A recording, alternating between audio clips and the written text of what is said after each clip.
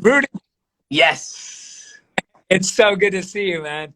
What's up, my man? Thank you so much for sparing some time. Hey, man, I'm so excited about this. I've been following you before you've been announcing synesthesia, and I am buzzing. I've been reading all about it, and I just want to say though, before we dive in, sitting you just effortlessly watching play the piano. I was just talking to my team here, and I was literally like, "This is like watching magic, dude. Your fingers are just floating. It's so beautiful. You're so talented, bro, and I That's appreciate you." kind. Very kind. How are you and where are you?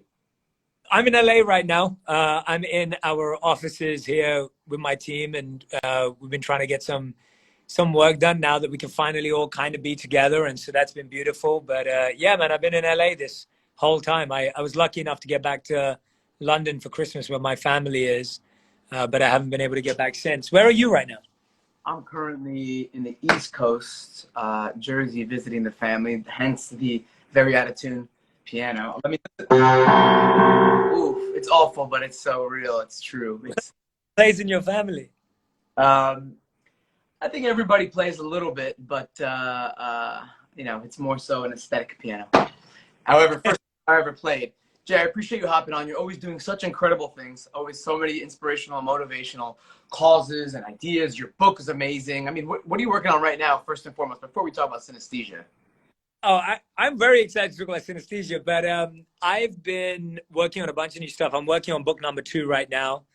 My wife and I have a big something we've been working on together that's coming up in a couple of weeks.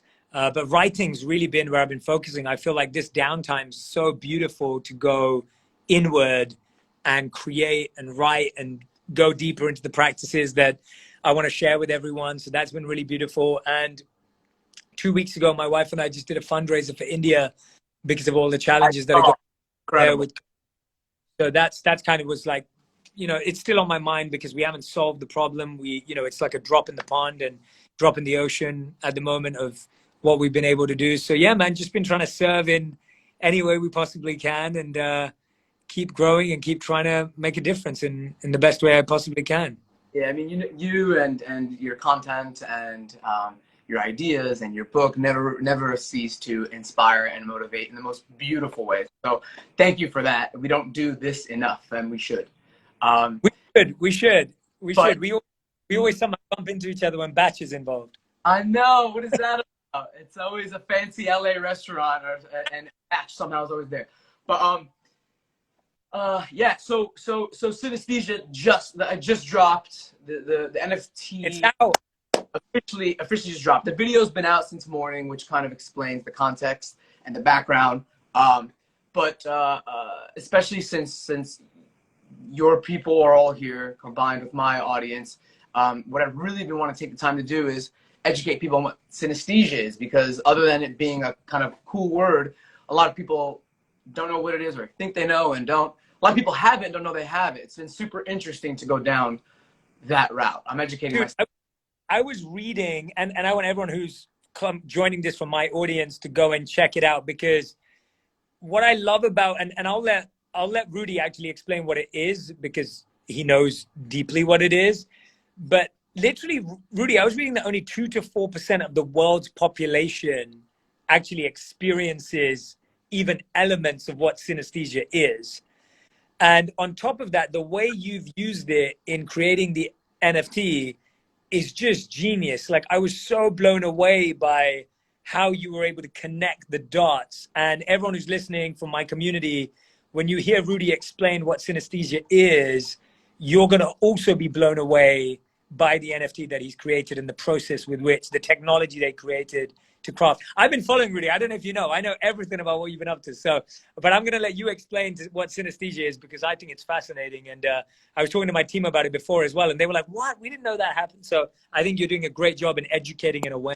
I appreciate that. You're right. It's a quite small percentage of the population. However, I think that number is inevitably going to change, because there's a lot of synesthetes or synesthetes, actually I don't know the proper way to pronounce it, that don't know that they probably have the condition. You have to talk to experts. You have to take a series of tests. It took me a really long time to do. I thought I just had OCD, I used to call it musical OCD, an anxiety disorder. And then I started really looking into to the experiences and the symptoms and talking to professionals. Essentially, by definition, it's a condition where the brain links a person's senses together in a very rare, unconventional manner, if you will. It's an unusual sensory response to stimuli. So, for instance, a lot of synesthetes will describe their experiences as being able to hear shapes, taste sounds, taste shapes. It's you know, the senses working in a slightly rare form. So what I realized a very long time ago that I could literally feel and associate certain, especially when it comes to music, chord progressions, notes, melodies, with colors and shades. And instead of describing it as, you know, a major chord, most kids would say, oh, that makes me feel happy. This makes me feel sad or mad. For me, it was like, this is, you know, light blue, and this is a little bit more on the red, orange. And then you start adding sevenths, and maybe your sevenths and dominant sevenths. There's the possibilities and combinations of colors are endless. So I associate a lot of chords, sounds, music with colors. The other thing I have is that's more so chromesthesia. And I have a thing that I just recently learned is known as ordinal linguistic personification, where I literally personify certain inanimate objects and ordinal numbers, dates, days of the week. I associate it with personalities. And same thing with music. Often it depends on the instrument, on the context, on the progression, the arrangement. But you know, I thought I was just a nut, but there's a word for this. I am a nut, by the way. I'm out of my mind. But there's a word for this, and a lot of people have it. A lot of people don't know what it is, and they're afraid to talk about it. I was afraid to talk about it for a very long time. And it inspired this project that I just launched today. That's my spiel on what synesthesia is, but I'm constantly learning about it. But it's great. No, but when you started talking about it, and when you were preparing for this project, and I was following along, and then when you reached out, I looked into it some more. It in all honesty, it really inspired me, because I love the idea of connecting things that are seemingly unconnected anyway, right? Like Steve Jobs said, creativity is just connecting things. And the fact that you, in the way your brain is wired, connect a sound and a taste, or a shape and something you see and something you hear and something you smell, like that to me is such a fascinating full 360 sensory overload experience. Right, exactly. You know, how did you go from feeling it to be overwhelming and weird to actually seeing it as an art form and seeing it as expression? Because I think I heard you say somewhere that in the beginning, you kind of just felt like you were weird or there was something wrong with you. And sometimes people feel like, oh, there's something wrong with me. But actually, you don't, it isn't. It's not a disease. It's not an issue. It's not at all. It's amazing. How did you get over that overwhelm and like, oh, wait a minute, everyone doesn't feel this, to now turning it into art? When I really started getting educated, I mean, I live and breathe music. I came over to this piano, actually. I was playing this piano before I could walk or speak. It's the language that I speak the best, most fluently. And once I started educating myself a little bit more, incrementally over the years, what is this association with color and sound and the senses crisscrossing? And I realized there's a thing called synesthesia. I started, something switched in me, and I was like, this is, rather than treat this like a problem, like a condition, like a debilitating condition, and it oftentimes is debilitating and anxiety inducing, I want to treat it as an asset. And Pharrell, for instance, a lot of notable, influential artists who I admire have synesthesia, Right. from Ellington to Billie Eilish, Lorde, Pharrell, Jeffrey Rush. And Pharrell there was an interview he did that inspired me a lot, where he was like, this is an asset. If you're creative, if you're a musician or a producer like myself, I use synesthesia as an asset. How can I use this association with color and senses and taste and mood to enhance my music and enhance my projects? Fast forward to now, you know, I was forced to rethink how I create things because of the state that the world is in. The birth of NFTs, this craze of digital art, was the catalyst for me actualizing an idea I've always wanted to do. Can I create a piece of art, a piece of visual art with my music, where I'm not the artist necessarily, my music is the artist? So we created this machine. I saw it. It looks amazing. Yeah, it's this crazy piece of machinery. I had 2 weeks to figure out how to pull it off. My producer, Jamie Rise, my producer engineer, and I were like, all right, we came up with the concept. Now, how do we actualize it? And we found an incredible team. And the whole thing was risky. So in 2 weeks, we have a machine. The machine essentially translates mechanical signals from music, turns it into digital signals. And it sprays paint on a canvas. It can create digital art. It can create 3D printing. There's no ends to what it can do. The video you made was beautiful. Even the trailer video that I saw was beautiful. Like, anyone who's watching right now, I really want you to go and check out Rudy's work, because it is art. Even the process of creating art was art. Like, I was so fascinated, like, with the paint on the drums, and then every time you press the key and the squirt, and like, you know, I was just thinking, like, it's so unique. Even that idea of being able to, you know, actually show synesthesia outwardly in action in an expressed way, right? If I'm understanding it correctly. Why? Tell me a bit about how big are these pieces that you created in real life? Like, how large are they? Because it looked huge. They're quite large. I mean, I performed the piece 4 times in full. Every time was slightly different. I would kind of change the color scheme depending on the sounds and what I was playing. I played it differently, different dynamics, velocity. And so there are 4 takes. Take 1, take 2, take 3, take 4. And out of each take came a piece, a physical 4x5, you know, which is, 4x5 feet is quite large, canvas.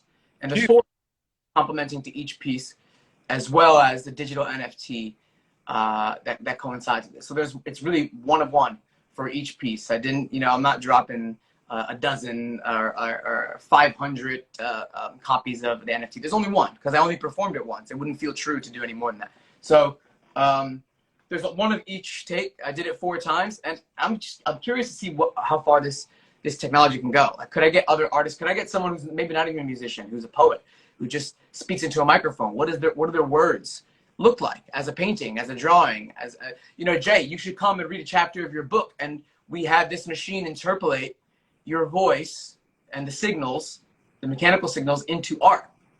I love that. That's beautiful. I love that. Possibilities are endless. So this is a proof of concept, and it's a lot of work and stress, but I don't have to tell you about sleepless nights. Definitely not. But what I love about it is that it helps everyone feel like they have an artist inside of them, right? Like it's the idea of everyone discovering that their expression, like you just said, like whether it's me reading, like I can't play the piano like you. I know my parents wish I did. They forced me to go to piano class when I was a kid. I completed up to grade 5 theory because of pressure from my parents. But now if you ask me to play an instrument, I wouldn't know where to start. And so I played the piano growing up. I played the drum kit growing up as well, but I couldn't even, I was forced to do it. So I'm terrible now. But I can appreciate you playing both. You play both brilliantly. I want to try a quick experiment while I have you. Will you close your eyes for me? Okay. What mood, emotion, or a visual or whatever does this sound inspire in you?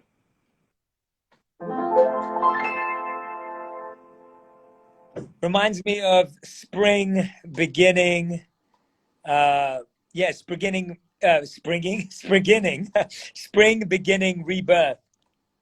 Gorgeous. Let's do one more. Okay.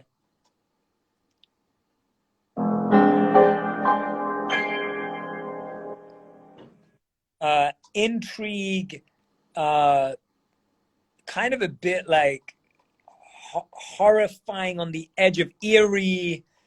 Color that came to my mind was green. Last one. Yeah.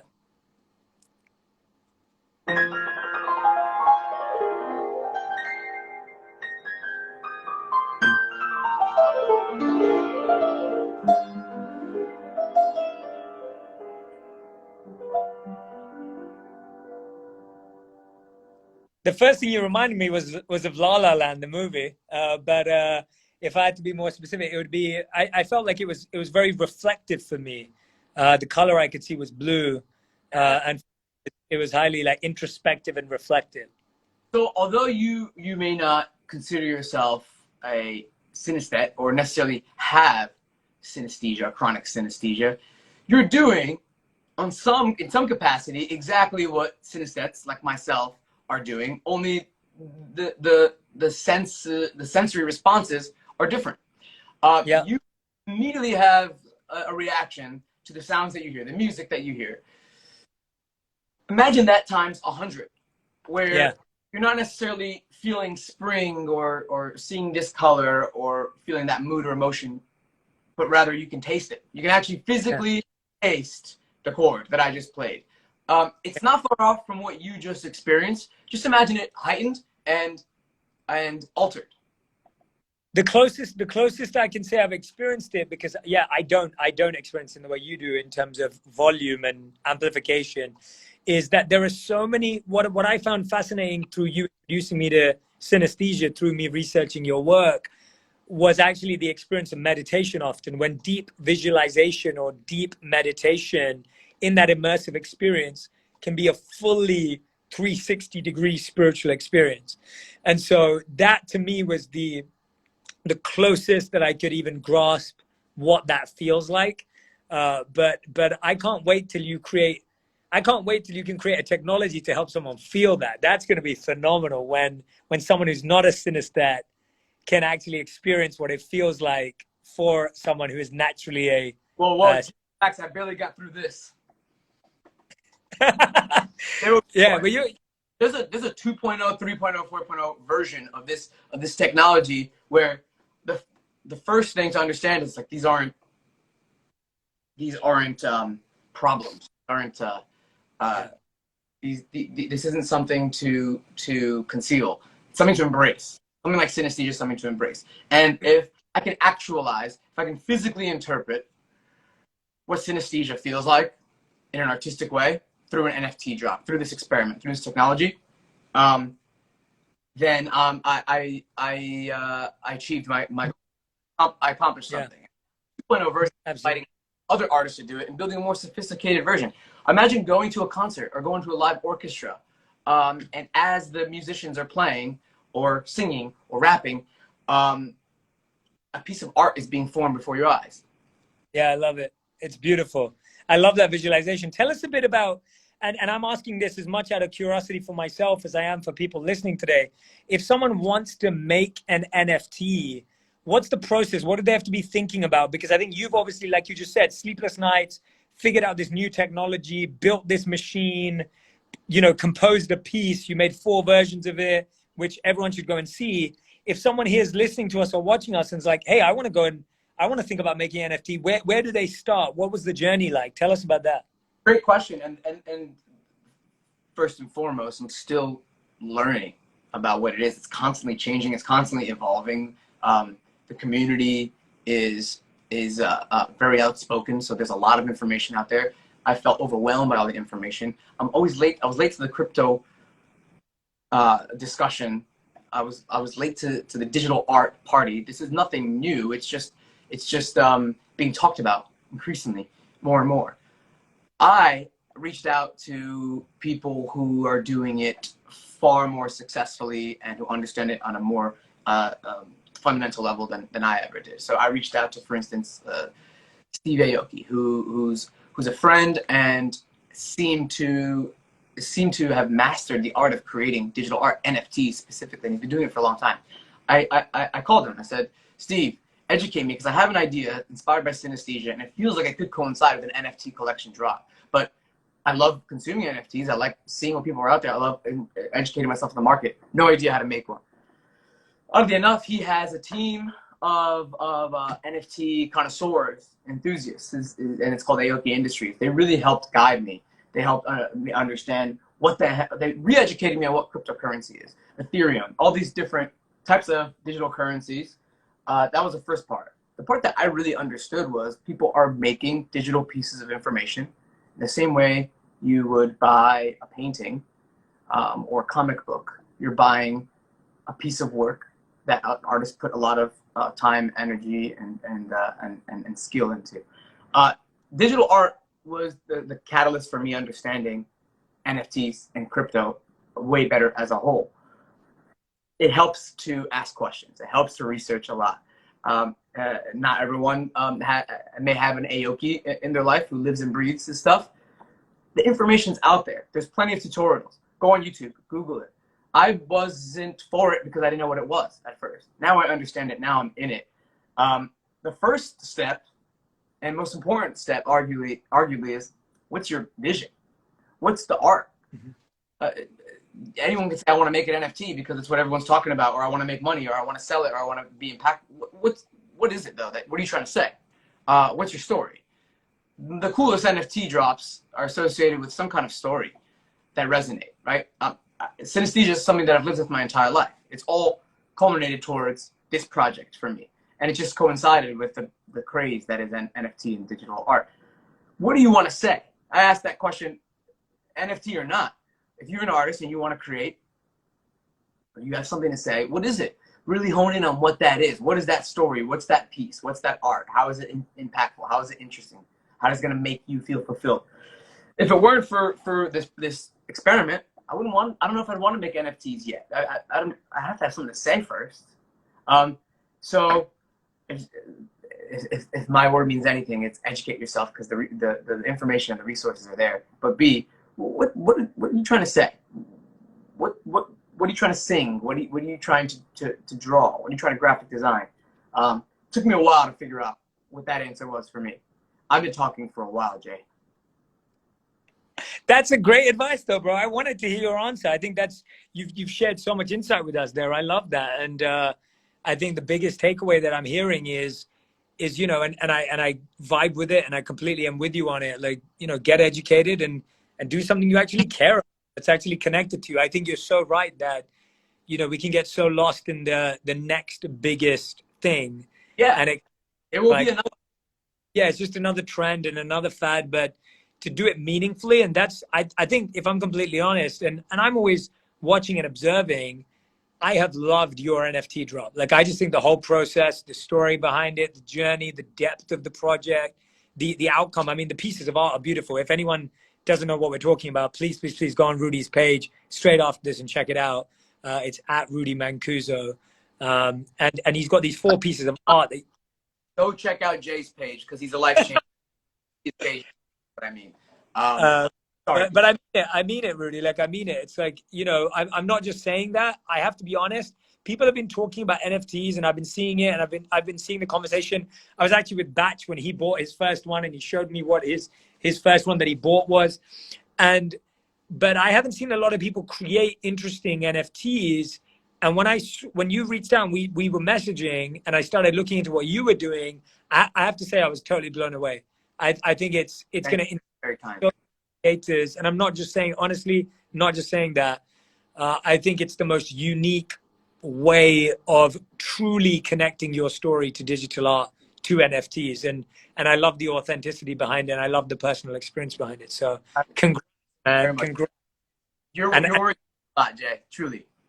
No, I really mean it. Like, when I saw your video, the trailer one, not even the real one today. If anyone hasn't seen that, go see that today. And at the end of it, you'll be able to go, and there's 4 pieces of art that Rudy has, the 4 that he created at the end of the video. And you'll just be like shocked. And the way you filmed it, and the way you've created it, and all of it has inspired me to make an NFT, to be honest. So, because of the process, I've seen NFTs and I've been like, I don't get it. Like, what would I do? But when I see this, I'm like, oh, I get it. Like, this is what it is. It's, so you've inspired me, and I think you're going to inspire many more creators to create digital art, which helps NFTs, of course, connects with NFTs, but just creating digital art, something that I don't consider, like, I'm a writer or an author or a coach, but to start connecting that to art, you've inspired me to do that. So thank you, man. Well, the question you just asked out, and keep me updated, please, because there's a lot done. I don't want to take too much more of your time, because you're potentially busier than I am these days. I want to do one more audio test here for you, one fire test for you. Tell me what this inspires in you. Close your eyes for me, and this is for everybody watching as well.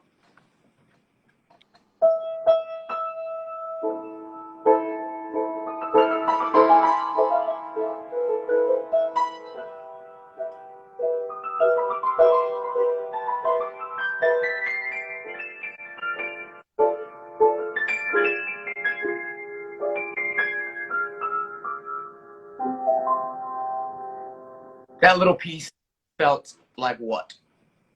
That to me felt like a beautiful long walk. A long walk. Yeah, I felt like I was walking, and I felt like I was going through all these curves and movements. And that I can tell the difference between a synesthete and how I think completely. I totally get that difference, but I'm not trying to falsely be a synesthete. I'm just being honest about how I feel. And so for me, that's what it felt like. It felt like a long, beautiful walk. What's interesting is that I played the exact same piece for my mother yesterday, and she said that I feel like I'm mourning a loss. Oh, wow.